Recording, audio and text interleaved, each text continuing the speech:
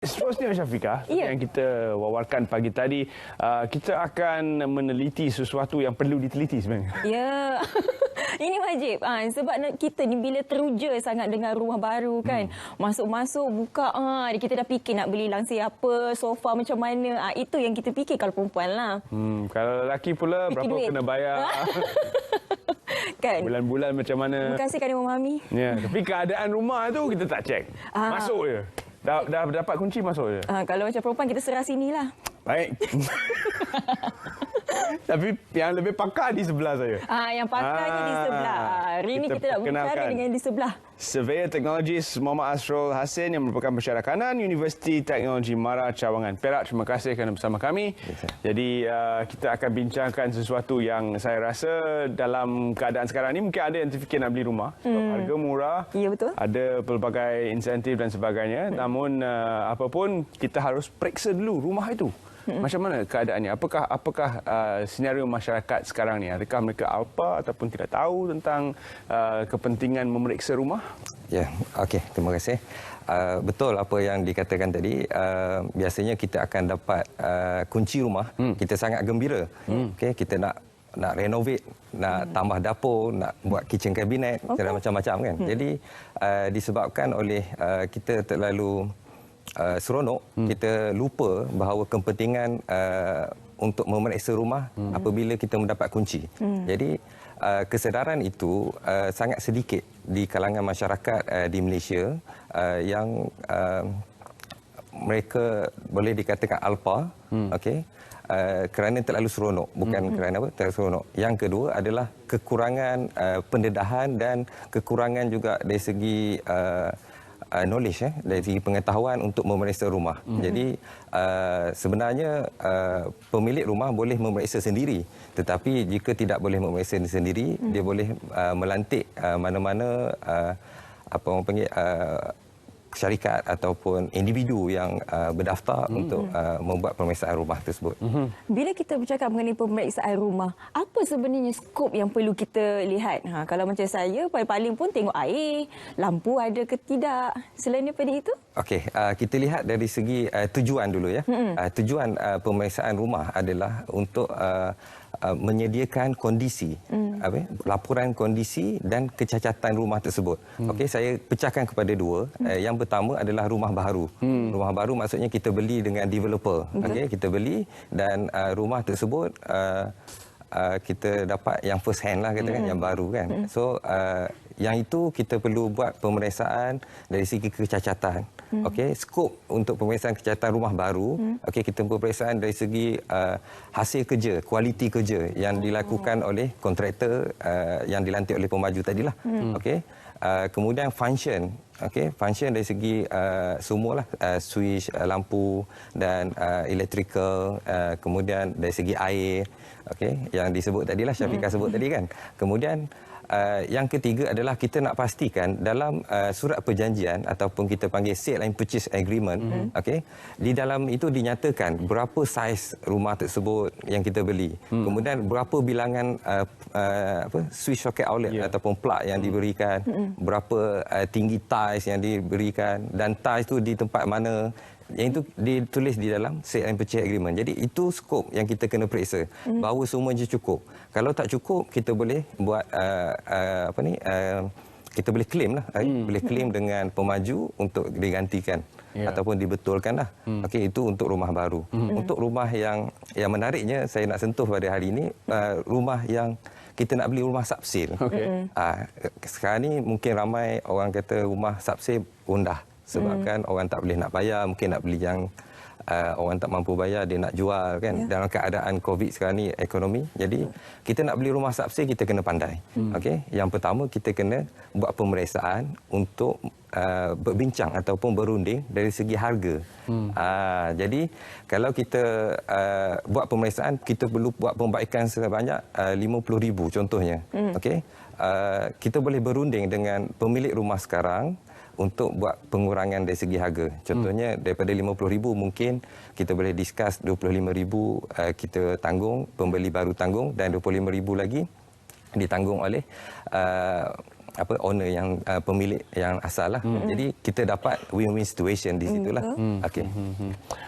Kalau kita lihat pada rumah subsale ataupun second hand ni, ada juga jenis-jenis rumah yang akan mungkin dibeli sekarang dalam keadaan sekarang dengan keadaan auction. Yeah. Jadi dalam auction ni dia punya syarat-syarat untuk mengambil rumah seperti sedia ada.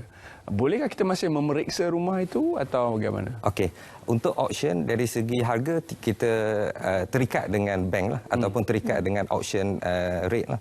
Jadi yang itu dari segi harga kita tidak dapat boleh berbincang lah, berunding. Okey. Tetapi untuk auction kita boleh buat pemeriksaan untuk pastikan rumah tersebut sesuai ataupun tidak kita nak beli. Jadi biasanya kalau kita tengok auction ada iklan, kita tengok alamat di mana, kita pergi tengok. Okey, contohnya baru-baru ni saya ada pergi tengok satu rumah auction sangat murah. Okey, bila pergi untuk buat inspection, bumbung pun tak ada. Itu contohnya lah kan. Bahaya ni. Jadi itu contoh. Jadi auction pun sama, kita kena buat pemeriksaan. Rumah subsale ni selalu kalau kita lihat sebab dia sudah dimiliki. Yeah. Ada ataupun tidak hidden cost yang lain seperti mungkin bil-bil tertunggak, bil air, bil elektrik ataupun kos-kos lain yang mungkin kita tidak dapat lihat dari segi fizikal, dan perlukah kita juga memeriksa isu-isu ini kerana ia akan merugikan pembeli yang sekarang ini? Ya, betul. Dari segi rumah subsale, kita boleh memeriksa dulu dan meminta dia punya senarai bil daripada pemilik asal lah, untuk mereka jelaskan. Okey, ataupun kita boleh berbincang dengan peguam untuk menolak daripada bayaran untuk pemilik asal. Kita boleh buat carian lah untuk bil-bil. Ya, betul. Okay. Berapa lama sebenarnya tanggungan oleh pihak developer sendiri bila kita membeli rumah tu? Itu kalau beli rumah yang baru dan juga rumah subsale ni. Sebab kita kalau dah menyewa ataupun kita beli rumah, nanti owner tu cakap, tu bukan saya punya dah, tu bukan saya tanggung, awak sendiri tanggung. Kalau ada anai-anai ke, satu hal. Sebab masuk-masuk okey, lepas 1-2 minggu tak ada bumbung. Sebagai contoh. Okey. Okey, baik. Dari segi rumah baru rumah baru untuk tanggungan kecacatan ataupun kita panggil defect liability period lah. Okey. Tanggungan pada masa kini yang ditanggung oleh developer ataupun pemaju perumahan iaitu 18 ataupun 24 bulan. Bergantung kepada SPA tadi lah. Saya sebut secara ringkas SPA iaitu Sale and Purchase Agreement. Okey, jadi untuk rumah baru. Okey, untuk rumah yang subsale ni, apabila kita dah ambil kunci saja, pemilik lama dia akan serahkan, dah cuci tangan lah. Maksudnya, itulah pentingnya kita buat pemeriksaan sebelum kita buat keputusan untuk beli rumah tersebut. Okey.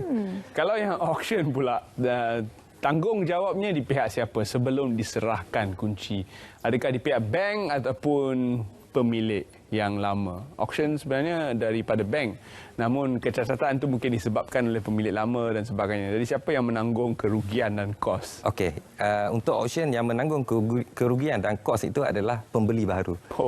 Pemilik baru. Jadi untuk yang jangan terlalu gembira yang berniat untuk membeli auction ni, dia kena kena berhati-hati dan sangat penting untuk membuat pemeriksaan rumah sebelum masuk auction tu lah. Ataupun buat keputusan untuk masuk auction. Saya lagi berminat dengan pepijat sebenarnya.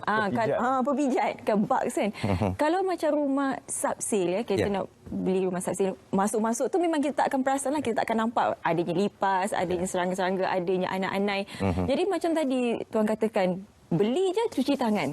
Boleh tak kalau kita sebelum dapat kunci tu kita memang minta kepada owner tu buat dahulu pembersihan untuk pepijat ni? Boleh ataupun tak boleh?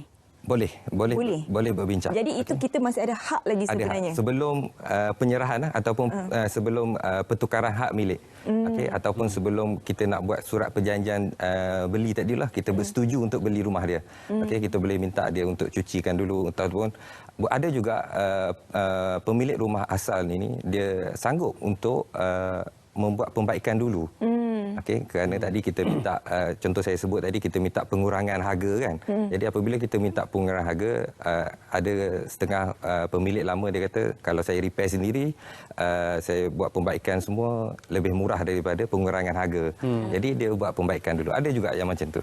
Di awal perbincangan tadi kita ada menyebut bahawa pembeli itu boleh memeriksa sendiri ataupun kita boleh lantik orang perseorangan ataupun syarikat yang bertauliah untuk melakukan pemeriksaan ini. Kadang-kadang kita ada emotional tendency ataupun keadaan emosi kita tu mungkin terlalu teruja apabila membeli satu properti yang baru. Namun kalau kita gunakan khidmat pihak ketiga, mungkin pihak ketiga ini tidak ada perikatan secara emosi dengan hartanah baru ini, jadi dia boleh buat pemeriksaan dengan teliti. Adakah ataupun tidak syarikat-syarikat, agensi-agensi tertentu yang terlibat dalam bidang kerja ini? Ya, betul. Dari segi pemeriksaan itu, kalau dilantik pihak ketiga, kita panggil independence. Okey, dia tidak memihak kepada mana-mana ataupun penjual rumah ataupun pembeli rumah ataupun pemaju ataupun dengan pembeli rumah lah, dia tidak terlibat. Okay. Di Malaysia kita ada juru ukur bangunan berdaftar. Juru ukur bangunan berdaftar ini dia berdaftar di bawah Royal Institute of Surveyor Malaysia. Okay. Jadi juru ukur bangunan inilah yang banyak membuat pemeriksaan rumah secara independen ataupun integriti lah. Dia tidak memihak kepada mana-mana pihak lah. Di Malaysia untuk universiti awam ada yang menawarkan juru ukur bangunan. Bidang juru ukur bangunan ini contohnya di UiTM Perak sendiri, di UiTM Shah Alam, kemudian di Universiti Malaya, kemudian dan juga di Universiti Sains Malaysia yang menawarkan bidang ini. Mungkin ada juga yang ingin lakukan pemeriksaan sendiri. Boleh tak berikan tips dan juga apakah checklistnya, senarai semak yang perlu kita periksa sebelum kita masuk ke dalam rumah tu? Okey, untuk membuat pemeriksaan sendiri, yang pertama kena tengok dari segi kualiti yang saya sebut tadi kan, dari segi kualiti. Jadi senarai semak dia adalah kena senaraikan semua elemen ataupun semua dari segi pintu, lantai, dinding, bumbung, ceiling. Senaraikan dulu dia punya elemen, kemudian selepas senaraikan elemen kita nyatakan apakah kerosakan dia. Kalau layman, kita panggil layman, orang yang masyarakat kan, masyarakat, dia tengok ada keretakan. Contoh pada gambar tadi yang kita tayangkan, ada keretakan, ada kelembapan, ada bocor kan. Jadi boleh membuat note lah. Okey. Sebab kalau rumah baru senang, pemaju biasanya akan memberi borang. Okey, di dalam borang itulah kita boleh tulis senarai kerosakan. Jadi boleh tulis saja senarai kerosakan yang berlaku.